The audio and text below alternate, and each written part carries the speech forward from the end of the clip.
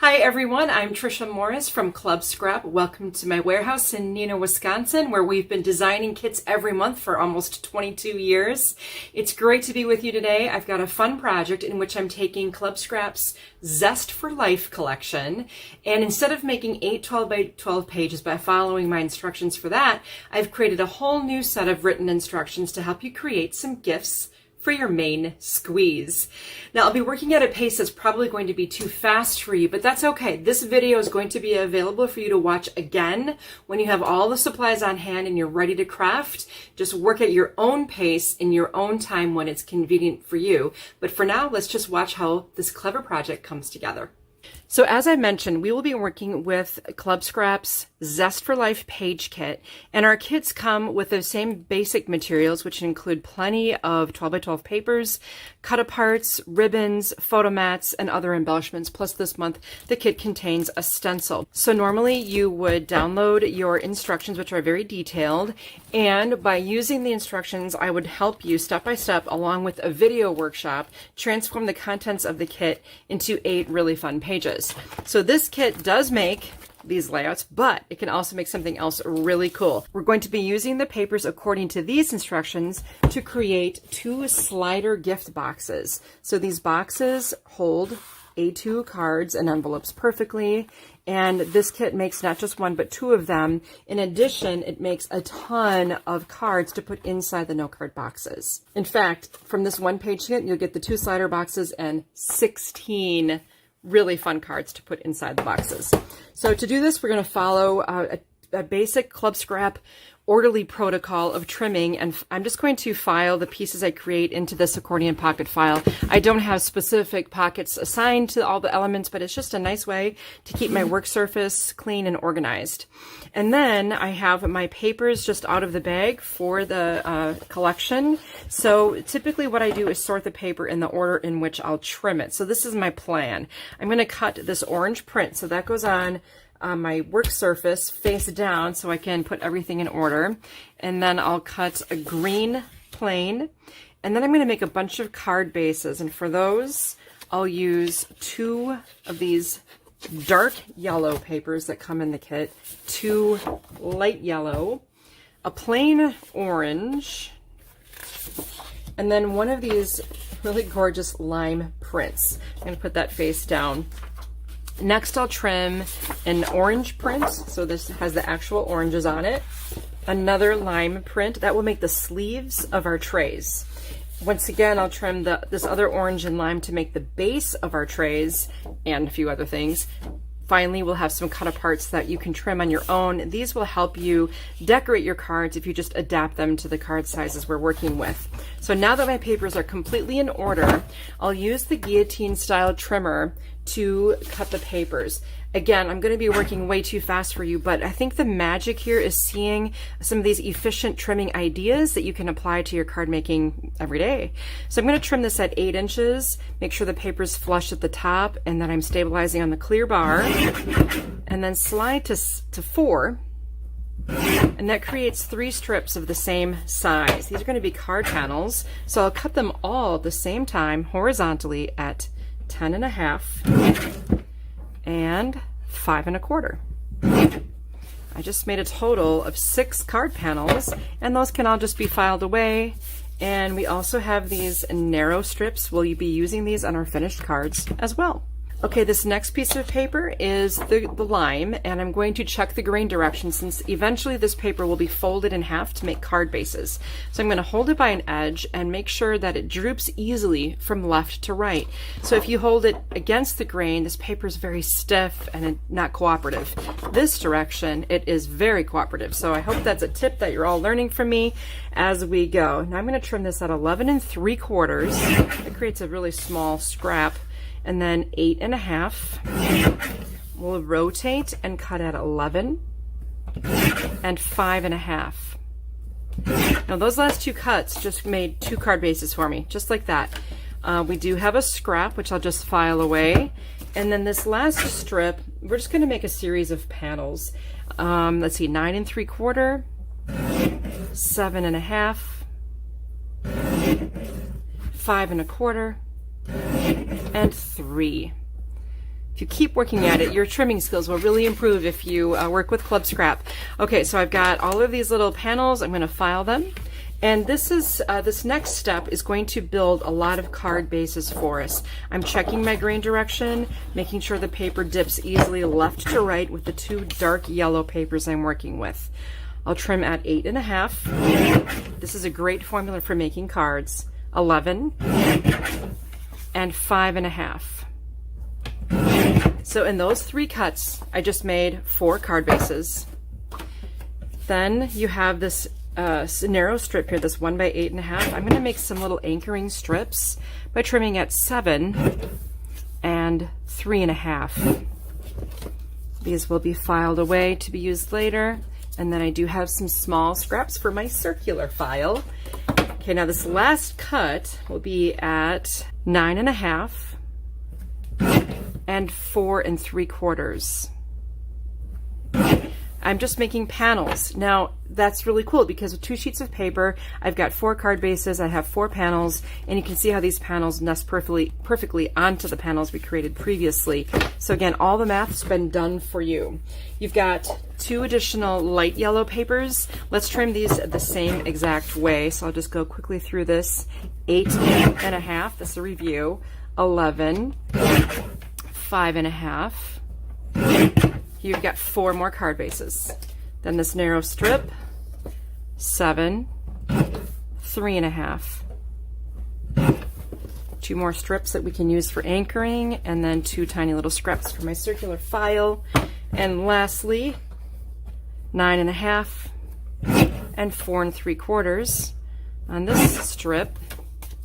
And we've got panels, and I forgot to file some other light yellow panels from earlier.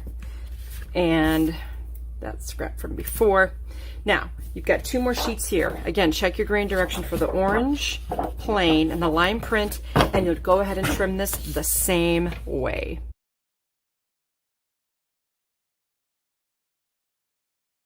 Next, we'll take this orange print and double check the direction of the grain. This time I want it dipping easily top to bottom, and I'm going to do the same for the lime print. Oh, there we go, top to bottom dipping. We're going to trim them at the same time, and this makes the sleeve of our little gift. So we'll start at 11.5 and 6. All right, so the 6 by 12, that's going to make our sleeves. We'll set those aside to be scored. The next larger strip is going to become a lot of things. So we'll trim at 11 3/4 and 8.5. This will become card bases. Isn't that cool? And then we'll trim this into some panels. 4.5 and 2 1/4. It's going to make more panels for our cards, which I'll file in here for later. And we just have a few scraps. I like to keep these longer strips. I incorporate those into my finished cards, and the rest I'll do the circular file again. Last but not least, we're going to check our grain direction, dipping easily left to right on the orange and green. This is going to make our card tray. So I'll cut first at 8.5 and then rotate and cut at 10.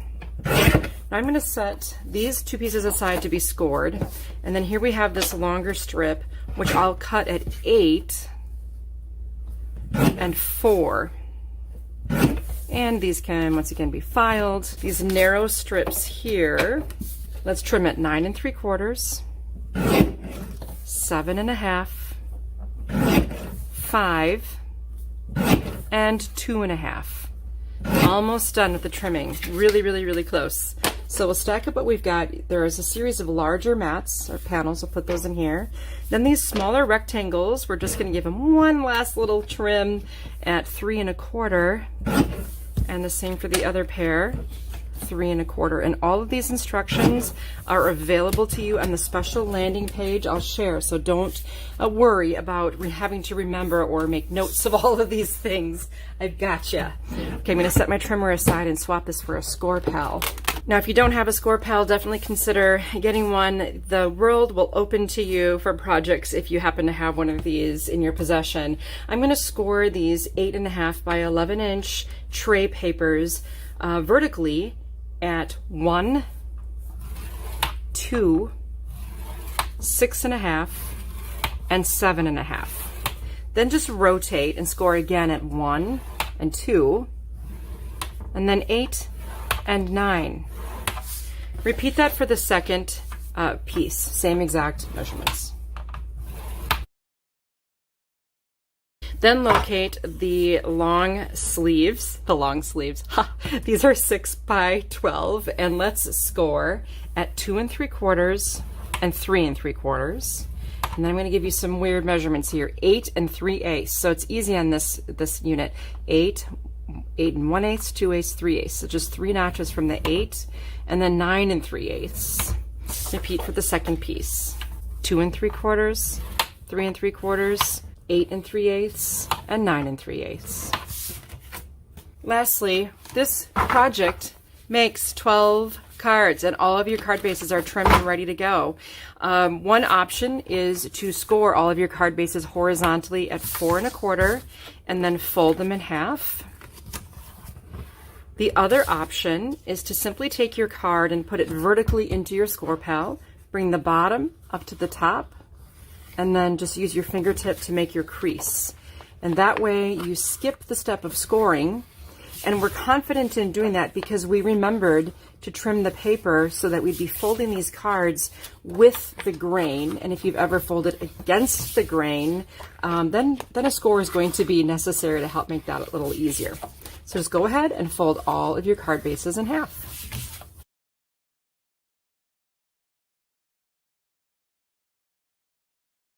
Now that I have all that folding done, I can stack up my cards, and you can see that the folds aren't very creased. I can do that now in one entire batch just by burnishing the cards while they're stacked up, and I can get a pretty good fold on these just by doing that in one swoop. So those are a lot of time-saving tips for you if you are a prolific card maker. This will make you even more prolific. All right, I'll set these card bases aside, and then here is the main attraction. We're going to create just one of the 2 sleeves. Since they both assemble the same way, we're just going to make this one by following these simple steps. You'll need a scissors and then this scored base, which you've prepared. I'm going to flip it so that the bumps of the score lines are facing up. It just makes it a little easier to see what I'm doing. Now with my scissors, I'm going to start in the lower right corner of my vertical paper, and from the second score line from the edge, I'm going to make a dart to basically remove the score line. So it's a very small dart, removing only the raised portion of that score line. So this little slit gets taken out. Notice I stopped when I reached the second intersecting line. I'm going to come in now to the left of this score line here. And then from the edge, I'm going to remove this score line, the second horizontal line, and take out the whole entire corner of this piece. Now I'm going to work over on the left edge and do the same thing. So this is the second score line. I'll remove it by taking out this dart. So basically 2 cut lines to take out a small V. And then from just inside of this score line to the intersecting, and then from the side, I'll take out the corner. And that gives me a flap and 2 tabs. Here's the important thing. Rotate this 180 degrees and repeat the exact same motion. Be sure you don't rotate like 90 degrees or it will give you a pinwheel effect. I want tabs at the top and the bottom. So with your scissors, you'll just repeat that whole process exactly like what you just did on the other end.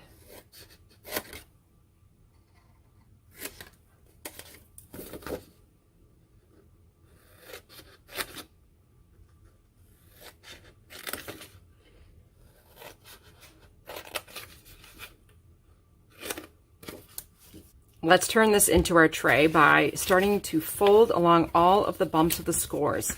So remember, the bump of a score line goes on the inside of a fold. Bury the bump. That's a good way to remember. I'm doing both the horizontal and vertical score lines. So at the top, bottom, and sides. And then also just these tabs, you only need to fold on the 2-inch score line that you have there. We're almost ready. I'm going to show you the easiest way to create your tray. Step 1, roll some adhesive along the 4 outer flaps. There are 2 short flaps and 2 long flaps. Place the paper vertically in front of you and take this long flap and fold it onto itself, and that creates a double thickness for a stronger sidewall of your box. Then bring up the bottom 2 tabs and turn them inward at a 90-degree angle to make a corner, 2 corners here. Then this end flap goes up and around the tabs. It's already got adhesive, and there you go. Turn these tabs in, go up and over, and your tray is complete. That is the easiest thing, and now that you know this basic skill, you can adjust the height, the length, the width of this tray, and make it in the same exact manner that I showed you here. It's very, very simple. Okay, so with this complete, all we need is the sleeve, and this is incredibly easy. So I have the bumps of the score line on the inside of my sleeve here getting buried, and basically you want to form that sleeve shape. So we just need to adhere these ends together, and to do that, I'll just place some adhesive right on this end paper. If you want, you can do it on this side as well. It overlaps by about 1/2 inch. Make sure the paper's lined up nicely. And here is my sleeve. Very good. And look how it fits right onto the base of the box. Slides right on there perfectly. Just what I was looking for. You have the other green paper. Again, work with your scores facing up, and then you have this sleeve. You can make your second box in the same exact manner. Now would be a great time, if you have the Zest for Life page kit, to trim the cut aparts and have those ready to go. But you also then are the designer at this point. To enhance your decorating, you may want to pick up the Zest for Life stamps. This is a 6x8 sheet of stamps made in the USA. They're photopolymer. And some of the quotes on here: squeeze the day, happy everything, pucker up, what a year this week has been. These are all really fun and perfect to coordinate with this. And this phase of the process, I call it the deal. And I do it just like a deck of cards. So I have all of these card bases here, and I can just begin by dealing them out into a set. There are just so many. It's just unbelievable. I'll put the green ones here. And then I should have a row of light yellow and a row of dark yellow. And then what remains is all these parts and pieces in your accordion pocket file, if that's how you chose to organize things. So what I'd recommend doing at this time is just sorting out all of the panels by size.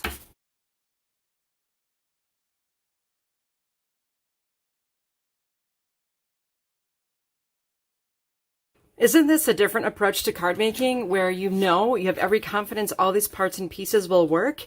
So to distribute the remaining pieces, I'm starting with the largest panel first, and I'm just going to deal out my pretty little prints onto those card bases, and I'm just randomly choosing.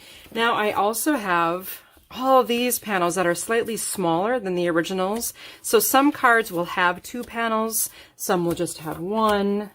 And just have to make sure you alternate the colors in a pleasing way.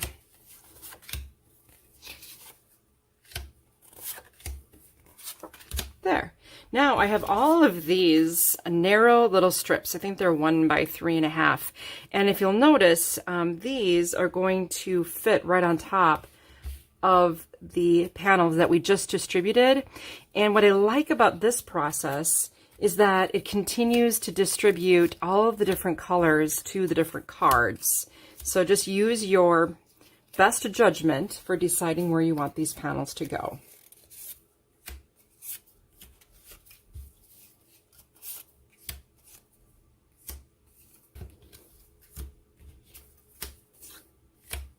All right, so all those little 1 by 3s are distributed.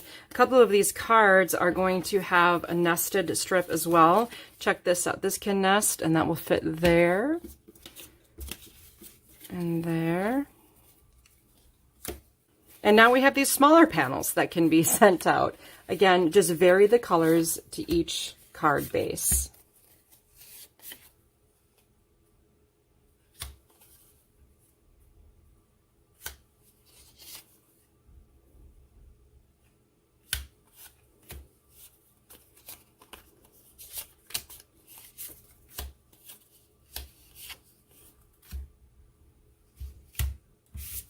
Incredibly, we have even more panels to nest on the ones we've already sent out.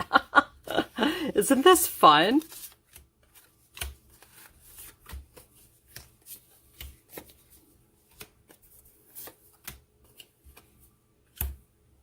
And I just have one lone panel for this card. So your next project is to simply tackle this one card at a time. And so what I like to do is just pile up all but one of these card selections. And I do this every month at Club Scrap when we design our card kits as well. We just do all of the trimming and planning for a dozen cards, and then we just go ahead and make them in sets. So these pieces are ready to grow up to become cards. All the elements are there. All you need to do is just choose some sort of a focal point, add it to the card, put in something on the inside, and pair it with an envelope. When I'm assembling my cards, I use an ATG gun, just like I did earlier on the tray base. And you can just center everything onto your card. So this is the part where I use my ruler to help make sure that my panels go onto my cards nice and straight. So from the edge of my first panel to my second panel, I have 1/4 of an inch, and now that's straight. When I add this little anchoring strip across the top, I'll just make sure I have my ruler level with one of these panels before I drop the strip. You can check that it's perfectly level. And then my next panel will go on. Maybe we'll just bring that toward the top edge. And one more nesting panel. And then you're ready for your sentiment.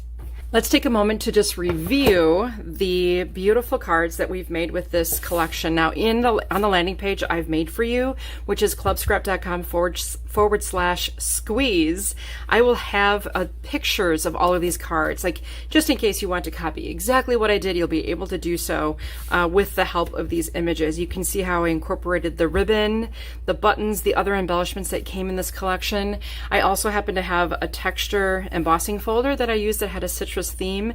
That I think that one's from Doris, and what a fun way to jazz up these cards even more. You can pop the sentiments with foam adhesive circles that we also carry. So there's a lot of creative potential here in these cards, and I think that this is the most fun part.